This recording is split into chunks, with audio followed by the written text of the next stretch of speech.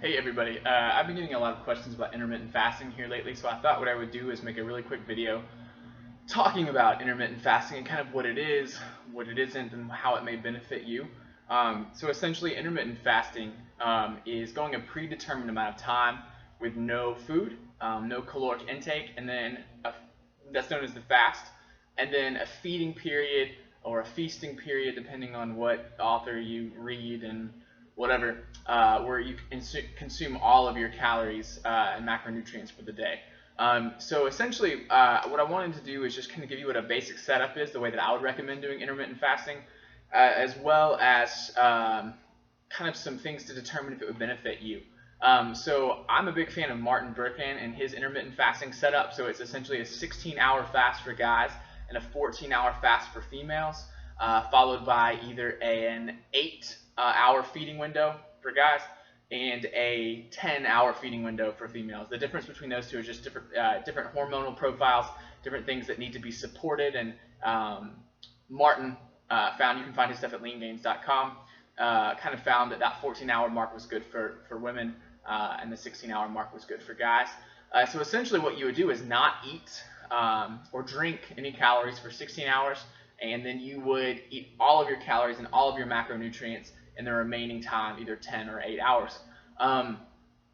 So essentially, a lot of the people who espouse the benefits of intermittent fasting are going to tell you about longevity improvements as far as like life expectancy, insulin sensitivity, cellular autophagy, all of these cool things, super sciencey, that I don't even understand well enough, certainly not well enough to actually communicate to you.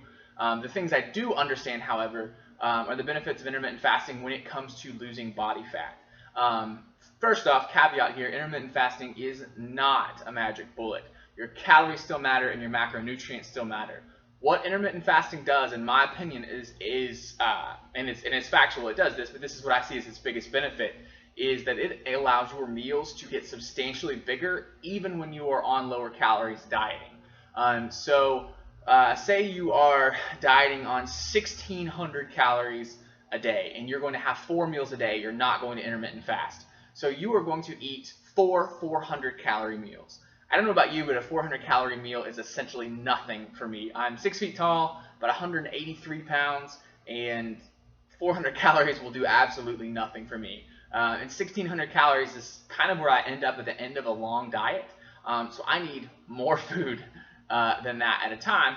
So what I'll do is implement intermittent fasting. I will fast for 16 hours, 8 of which typically are sleeping. I'll wake up and fast another 6 to 8 hours, and then I will have 2 800-calorie meals. So essentially what that does is give me bigger meals, more filling, more satisfying meals, and it makes the dieting process a little easier. And as you'll see in future videos down the road, diet adherence, being able to stick to your diet, is absolutely paramount in body composition change. You have to be able to stick to your diet, and if you can't stick to 400-calorie meals, you're in a lot of trouble, because you're not going to be successful in your diet. But it's much easier to stick to 2 800-calorie meals and actually feel full after each meal, and be able to feel good in the gym, especially if you have one of those meals pre-workout.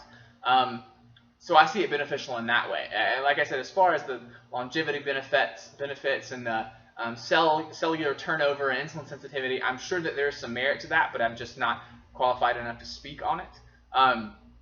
But I certainly do think that the benefit in a fat loss phase is bigger meals, more satisfying meals, therefore leading to better diet adherence, leading to better dieting outcomes.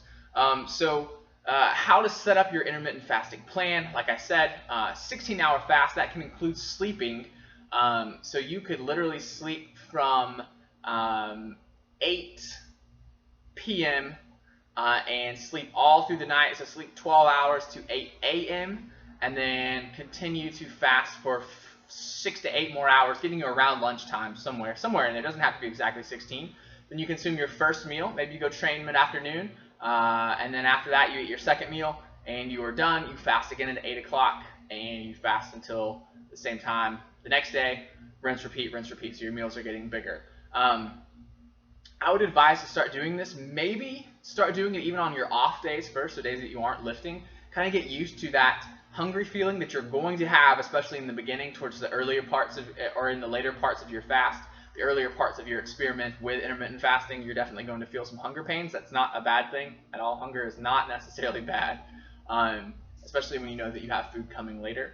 And then slowly increase that, so on your off days you'll fast, and then maybe throw in one day of the week on one of your lighter training days where you will also fast, and maybe try going into the workout fasted and see how you feel. Maybe go into the workout with a very small meal beforehand and then split the rest of your calories up in your post-workout kind of meals as you go on throughout the evening. However you want to do it. But just start slow and get into it, get used to it, get used to that feeling of what fasting feels like. A lot of people train really well fasted, and a lot of people don't train well fasted. So you're going to have to kind of figure it out if you want to fast, then train, then consume all of your calories in the post-workout meal, or if you just feel like garbage training fasted, you may not want to do that.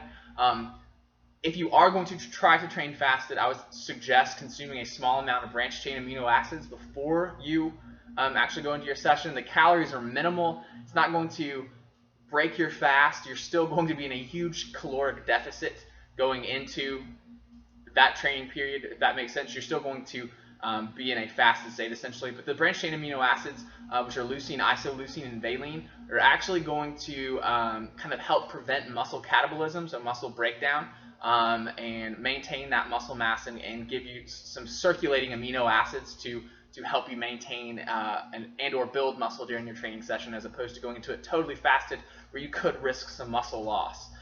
So anyway, I hope this gives you a good overview. Big takeaways here: 16-8 fasting feeding for guys, 14-10 fasting feeding for women. Split your meals up into 2 or 3 meals during your feeding period.